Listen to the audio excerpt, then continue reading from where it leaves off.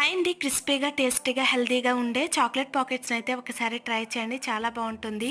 నానబెట్టుకొని చిన్న ముక్కలుగా చేసుకున్న మిల్ మేకర్‌ని తీసుకున్నానండి. ఇందులోకి ఉడికించిన స్వీట్ కార్న్‌ని, అలాగే గ్రీన్ పీస్ బఠానీని వేసుకున్నాను. మీకు నచ్చిన వెజిటబుల్స్‌ని వేటినైనా వేసుకోవచ్చండి. అందులోకి కొంచెం కొత్తిమీర, సాల్ట్, పెప్పర్ పొడి, అలాగే కొద్దిగా కారము, కొద్దిగా పసుపుని వేసుకొని మంచిగా కలిపేసుకోండి.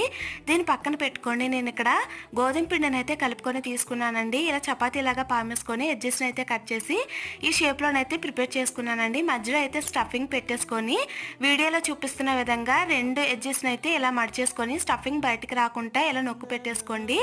ఇలా నొక్కి పెట్టుకున్న తర్వాత చాక్‌తో గానీ, స్పూన్‌తో గానీ వీడియోలో చూపిస్తున్న విధంగా చిన్న చిన్నగా ఘాట్లు అయితే పెట్టేసుకుంటే చాక్లెట్ షేప్ వస్తుందండి. ఇలా వేడిగా మరుగుతున్న ఆయిల్ అయితే మీడియం హీట్‌లో పెట్టుకొని మంచిగా 2 పక్కల కలర్ వచ్చేంత వరకు వేగించి తీసుకుంటే చాక్లెట్ పాకెట్స్ అయితే రెడీ అండి. పిల్లలకి బాగా నచ్చుతుంది. ఇలా ట్రై చేయండి. నచ్చితే లైక్ చేయండి.